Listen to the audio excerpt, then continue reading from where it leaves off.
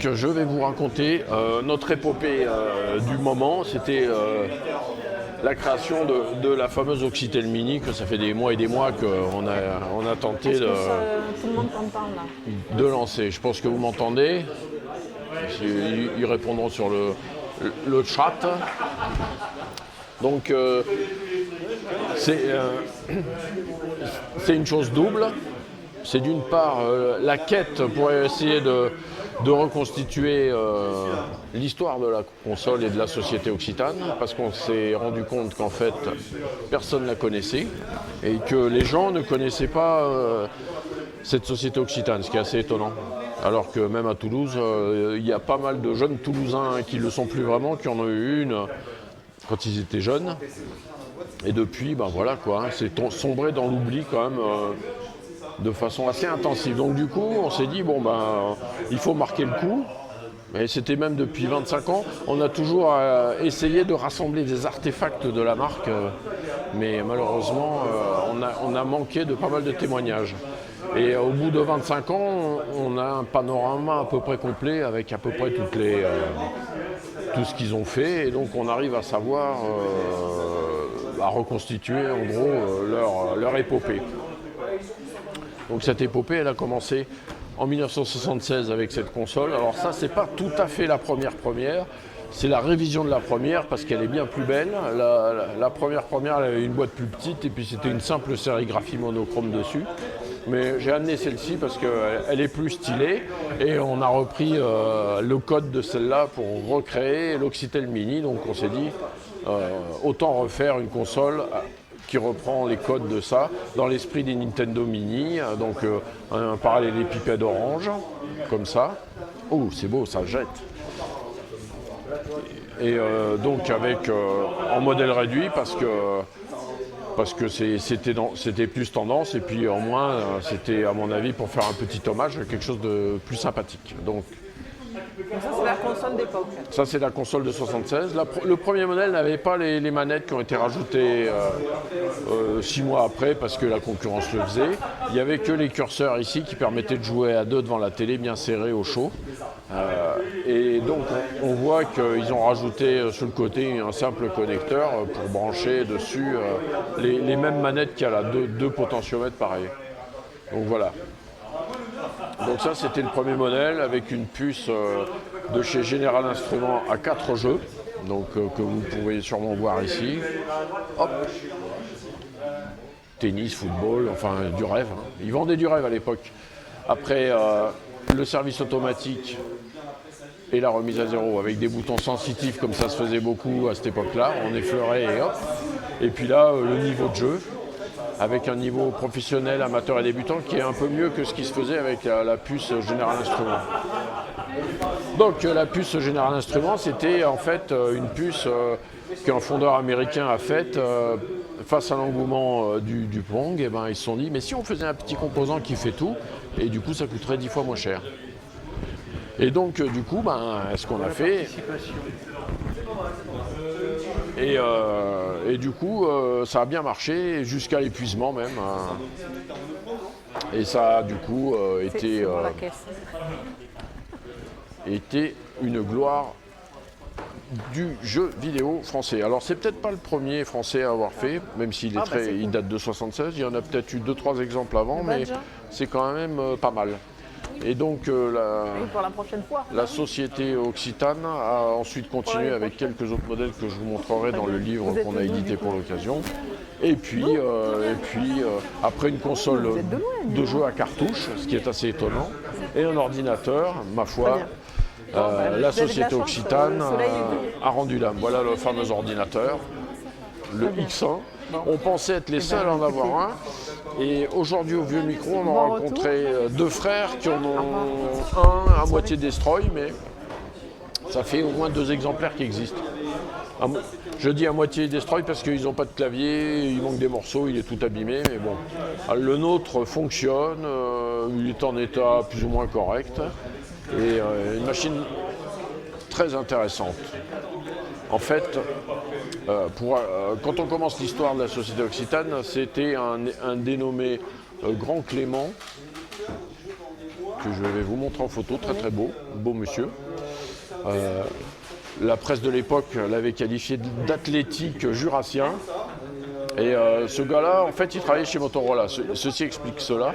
Et cet ordinateur, du coup, était une base Motorola. Donc, ça a dû aider pour la conception de l'ordinateur. Et ensuite, ce monsieur, il en a eu marre sûrement de diriger l'usine de Basso Cambo. Et il a décidé de monter la société Occitane en 1976. Donc, rapidement, ça a été le succès. Et il a commencé à construire beaucoup de consoles. On n'a pas les chiffres exacts, mais c'est à peu près des centaines de milliers tous les ans jusqu'en 1979. Donc ça marchait bien. Rapidement, alors ils ont conçu quelques modèles intéressants. Je vais vous montrer la famille. Hein. Je ne vais pas tout passer en revue, mais la famille était assez belle.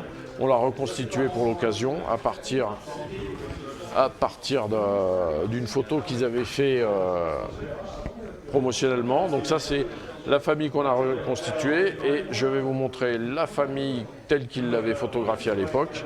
Il n'y avait pas la console à cartouche, mais voilà, là, hop, et la version silicium tout en couleur avec la console à cartouche au C2000 au milieu. Donc du coup, quelque chose de significatif malgré tout. Alors vous allez me dire, oui mais ça c'est que des Pong, c'est jamais que du rhabillage en gros de la même puce, c'est vrai. Plus haut. Celle-ci, elle utilisait des modules, alors ça c'est assez intéressant. Des modules de jeu, alors on peut voir ici le jeu de tank, un jeu de balles. Là vous avez un autre jeu de balles sur la console proprement dite qui a l'intérêt de pouvoir être joué à 4. Mais en fait, tous ces jeux, c'est jamais que des jeux qui utilisent des puces faites par General Instruments, donc le créateur du cœur du Pong. Et ce sont des variations en fait qu'ils ont réutilisées à chaque fois qu'elles sortaient, quoi. Ils n'ont rien inventé en fait à ce niveau-là. Mais ils l'ont bien emballé. Ça a quand même un style ultra 70s, que ce soit celle-ci, même celle-ci avec son petit pupitre stylé, ou celles des années de la fin des années 70, 70 vers 78, qui ont quand même un design hyper élégant. La société Occitane faisait appel à un cabinet de design, toulousain aussi, un studio graphique. Donc ça explique le soin qui est donné. Les gars avaient compris que face à la multitude de Pong, il fallait avoir du style. Et un pistolet accessoirement, hein, parce qu'il ne faut pas rigoler. Et donc ils ont fait, voilà, regardez l'afficheur, là aussi il est superbe sur le C5000. Donc c'était assez intéressant. La société Occitane, après, bon, je vous la fais courte, hein, elle a sous-traité pour d'autres. Donc là, par exemple, c'est Reel. Ils ont fait une console pour Reel, donc c'est une base pareille. Ils en ont fait une pour la société Saft, le Clancher, qui vendait des piles. Donc on voit bien que ça ressemble vachement. Toujours orange, hyper stylé. Donc une très belle console, qui évidemment ne fonctionne que sur pile, hein, faut pas déconner. Puisque c'est pour Saft, le Clancher. Voilà, très jolie console avec la famille qui joue, toujours la famille, c'est important. Et voilà, donc de bien belles machines. Ils se sont inspirés aussi de Tandy et des versions style Tokiwoki qui étaient très à la mode fin 77 dans les catalogues de jouets pour faire une version OC4 avec des petits, dans le même esprit, quoi, avec deux petites manettes à prix très serré. C'était assez difficile sur le marché d'en vendre et ils ont bien réussi leur coup. Bon. Rapidement, ils se sont aperçus que c'était compliqué de vendre des Pong et que ça allait s'effondrer. Les ventes ont commencé à baisser en 79 de façon, je crois, assez importante. Et du coup, ils ont décidé de sortir une console à cartouche. Ça sera l'OC2000. Alors, sortir une console à cartouche, c'est assez compliqué parce que ça sous-entend du développement avec des microprocesseurs, de l'investissement. Et la société Occitane restait une structure modeste. À cette époque-là, je crois qu'il y avait 30 employés, donc c'était pas facile. Donc ils ont utilisé plusieurs biais pour arriver à leur fin et produire cette console en 79. Le premier biais a été de faire appel à un produit qui avait été fait par Elector. Donc Elector est un éditeur hollandais d'électronique. Et Elector avait en son catalogue une base qui permettait de faire des machines d'apprentissage à base de microprocesseurs. Ce microprocesseur, c'était le Signetix qu'on voit ici. C'était une marque qui, alors là il faut suivre, qui a été rachetée par Philips, de célèbre hollandais aussi. Et donc du coup il s'est trouvé que Philips avait racheté aussi Magnavox, qui avait l'Odyssey 2, qui était une console qui avait un peu plus de potentiel. Ils se sont retrouvés avec deux machines possibles. D'un côté la Magnavox et de l'autre côté une machine créée, un kit on va dire, parce que c'était vraiment très embryonnaire, un kit créé par Signetix. Donc ils n'en avaient plus rien à faire de ce kit et du coup ils ont proposé à Elector de leur partager avec quelques titres qui ont été créés pour l'occasion. Et Elector l'a récupéré et l'a diffusé dans le magazine. Donc ça, là on est en avril 79. Donc avril 79, Elector publie les premiers éléments qui vont permettre de créer une machine d'apprentissage des microprocesseurs, un truc hyper à la mode. Alors on le voit sur la couverture avec surtout des jeux, parce qu'évidemment l'application familiale qu'il pouvait en avoir, c'était des jeux. Et la machine s'appelait TV Games Computer, donc c'était pas innocent.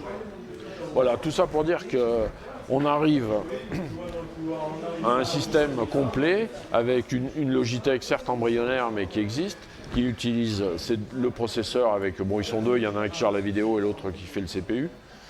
Et donc la société Occitane s'est tournée vers Elector pour récupérer ce concept et l'adapter dans la console maison.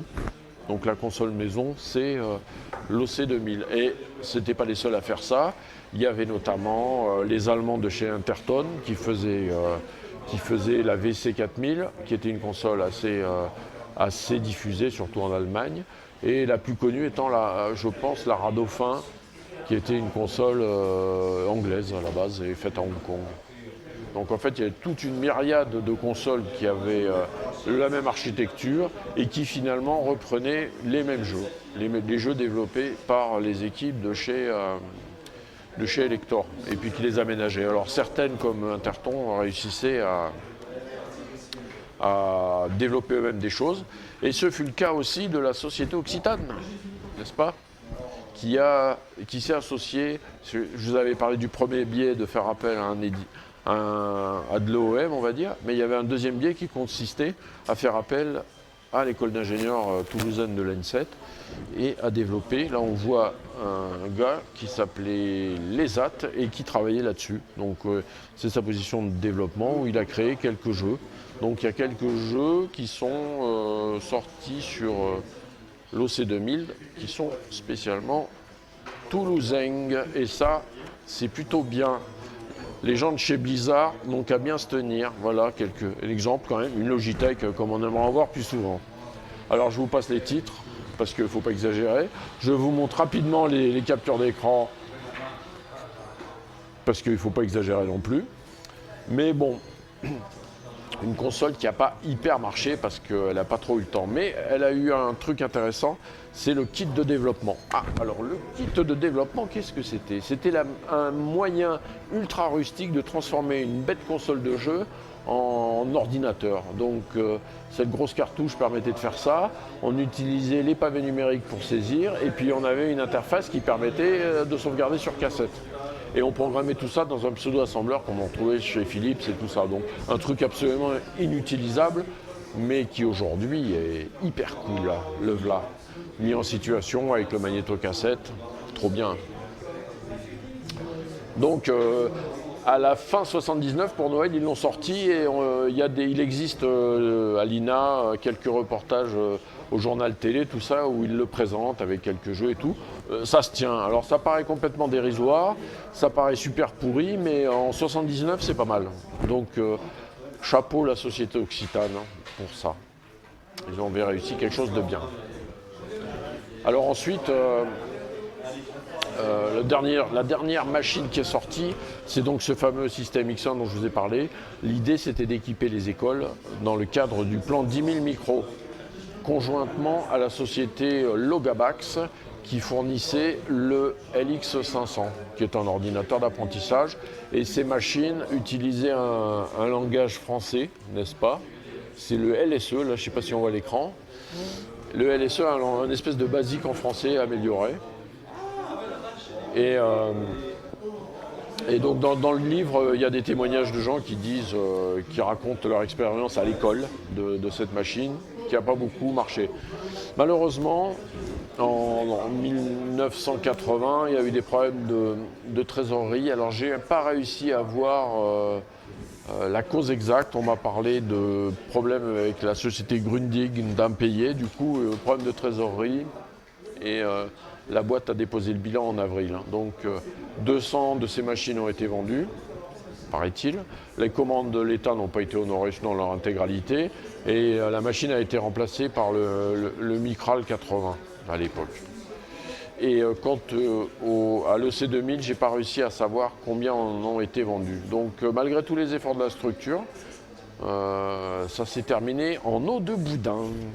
Donc voilà pour les grandes lignes. Alors certes, il y a des zones d'ombre qu'on n'a pas réussi à avoir, mais peut-être ça fera l'objet d'une nouvelle édition plus tard de ce magnifique ouvrage que vous pouvez vous procurer auprès du site et qui accompagnera la console que je vais vous présenter maintenant si vous êtes toujours présent. Donc la console va se présenter dans une boîte qui rappelle l'ancienne, parce que ça fait mieux.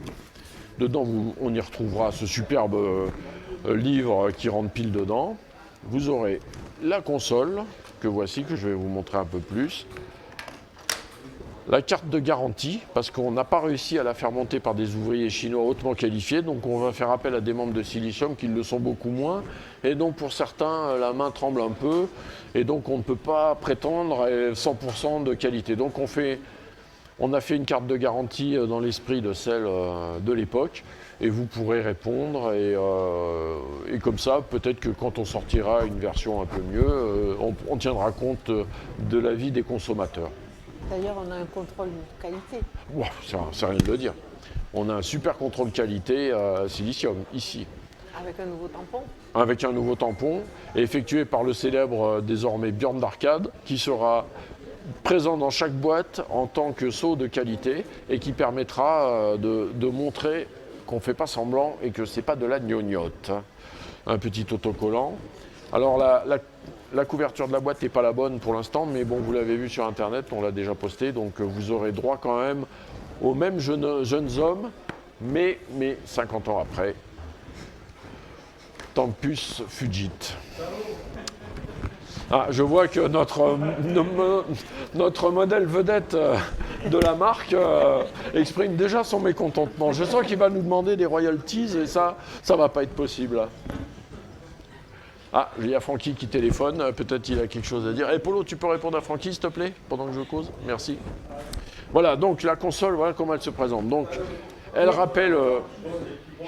C'est comme un ZX80. Ouais, un genre, mais en mieux. Parce qu'il n'y a pas de clavier, donc on n'a pas de problème.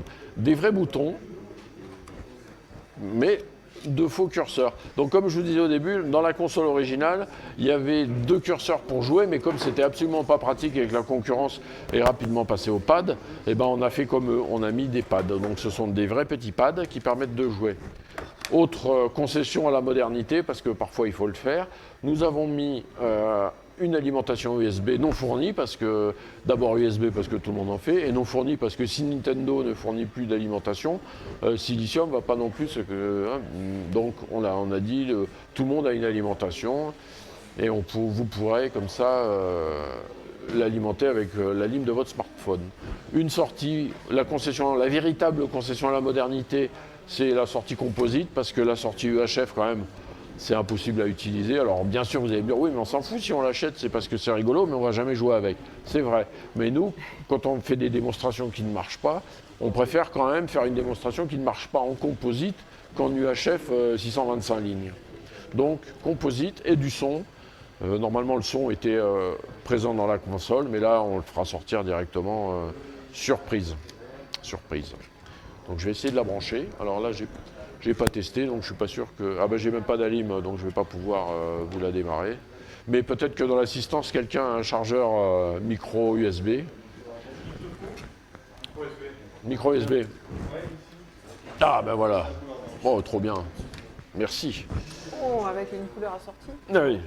En plus, il est orange, ouais, ça fait bien ça. Quand on fera des goodies, on fera de la batterie orange. Donc voilà. Bon, je vais l'ouvrir. Alors, vous voyez, ça s'allume et tout, ça c'est hyper moderne. Je vais l'ouvrir pour vous montrer, sachant que c'est un prototype, la carte n'est pas celle définitive, mais toute la logique y est. Alors je tiens à féliciter tous nos membres que je ne citerai pas ici par souci d'anonymat pour cette réalisation particulièrement avancée, de technologie française, voire toulousaine moderne. Donc là, actuellement, c'est une version câblée, hein, mais la plaque est en cours d'élaboration et nous sortirons la console en novembre.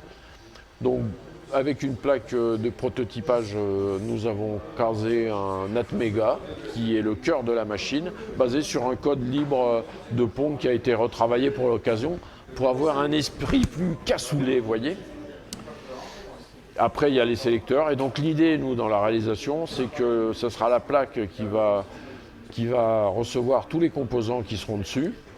Et la plaque, les composants seront directement soudés dessus pour plus de simplicité. Donc ça demande quand même un aménagement assez touchy. Et ça devrait comme ça être simplifié la production. Le boîtier est en, je crois que c'est de l'ABS 3D, faite par Anaon Industrie, qui est notre prestataire, on va dire, 3D. Donc Anaon a non seulement fait un boîtier orange, mais en plus, je vais dire, la sérigraphie que vous pouvez voir ici n'est pas une sérigraphie, mais c'est une impression à 2 fils. Donc là, on a fait une impression argentée et on la fera grise parce que ce sera plus lisible. Mais ça, c'est des détails techniques sur le modèle final. Donc je vais le refermer. Et je vais essayer de la faire marcher. Bon, on va mettre débutant quand même, hein, voilà. Bon, ben voilà, hein, oui, démonstration. Bon, René, t'as ton Swiss Tool dans le sac? Dans ton sac? Je peux te le piquer? Oui. Voilà. Voilà. Bah ouais. Voilà, de la haute technologie toulousaine. Donc on a... Ah ouais, ça vaut le coup, ça vaudra le coup, hein, c'est trop bien. Donc si tout va bien, normalement, à la fin du mois, le mois d'après, on va faire la production des cartes. Et puis ensuite, le mois prochain, on va lancer, ce mois-ci, en octobre, on va lancer la souscription. Et puis vous pourrez comme ça vous procurer ce puissant jeu vidéo pour pouvoir jouer durant ce Noël, parce qu'on a essayé de respecter la tradition ponguesque qui consiste à vendre les machines pour Noël, sachant que les enfants ne joueront qu'à Noël et après ils vont la remiser dans un carton, finir sur l'armoire et se retrouveront dans 99% des cas à la déchetterie, parce que nous sommes dans une société de consommation. Donc nous, on entretient la mémoire de la déchetterie quelque part. Voilà. Et c'est trop bien. Donc on a aussi fait un affichage, c'est Benoît qui a fait ça.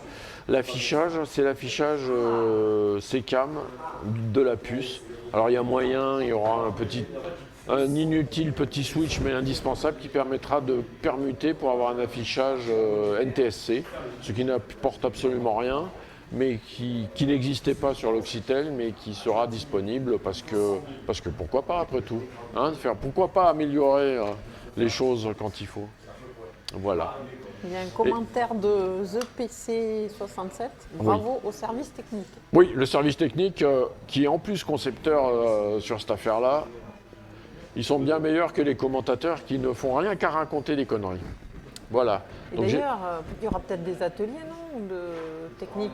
Oui, il y aura des ateliers techniques, de montage, tout ça. Donc si ça intéresse les gens, on en fera. On en fera aussi à distance comme ce Twitch, ça permettra d'avoir du lien avec les joueurs. Parce que là, je pense que à Noël, je ne sais pas quel blockbuster du jeu vidéo va sortir, mais je pense qu'ils ont intérêt à bien se tenir, parce qu'à mon avis, on va leur piquer des parts de marché. Hein. Faut pas déconner quand même. D'ailleurs, il y a une remarque à la conquête des US. Oui. Et la Chine. Les US d'abord. On va essayer aussi de produire les PCB avec un peuplage de quelques CMS dans la région. Ça nous permettra aussi d'affirmer notre côté occitan. Et Anaon Industrie est dans l'Aveyron, donc ça reste de la production locale. Voilà. J'espère que ça vous a plu et que vous en commanderez une demi-douzaine chacun. Allez, à bientôt les amis, si vous n'avez pas d'autres questions. Et à suivre, alors là, sur le site, ça sera sur le... Non, Amazon, non. Dans ma zone, ouais, dans ma zone, sur le site, et puis voilà. Déjà, je posterai dessus pour les précommandes, quoi, pour pouvoir faire la souscription. Dès qu'on aura établi le prix de vente, parce qu'en fait, l'idée du prix de vente, c'est de faire quelque chose qui correspond à ce que ça va nous coûter. Sachant que d'une part, on ne va pas faire de marge dessus, et d'autre part, on va publier tous les plans et tout ça, même le bouquin sera publié plus tard sur le site. C'est pour faire une économie d'échelle, pour faire baisser voilà, le prix. On pourra vendre aussi, il y en a qui nous ont demandé aussi à acheter que le PCB, parce qu'ils voudraient l'intégrer dans des Pong existants, des choses comme ça, il n'y a aucun problème, tout sera documenté, ça sera tout à fait possible. Donc parce qu'on va faire en sorte que le PCB puisse disposer de trous pour pouvoir brancher les fils. Ça ne coûte rien et ça peut rendre service. PCB ? La carte mère. La plaque, si vous préférez. Je vais le parler en ancien français électronique, la plaque électronique. Voilà les amis, à bientôt.